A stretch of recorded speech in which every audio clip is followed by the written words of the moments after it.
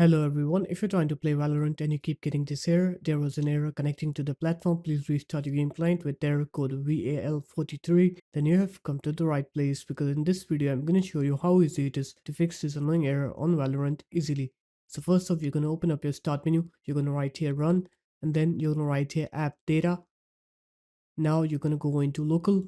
Here you need to find the folder called Riot Games. So just scroll down. Here it is. Now you're going to go into Riot Client and then you're going to go into data. And then you'll have this file called Riot Games private settings.yaml. So either you're just going to move this file out of here or you're just going to delete this file. This file stores your login data. So once you delete that file, now what you're going to do is you're going to open up the Riot Client, but make sure to run it as administrator.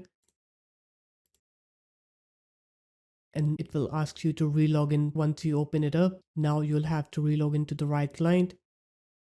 And once you're done logging in, now you can go ahead and play Valorant and you'll see that your game will work correctly. You will not get that VAL43 error anymore. So there it is guys, that's how easy it was. If you guys found this video helpful, make sure to leave a like, comment and subscribe to the channel, and I'll see you in my next video. Peace.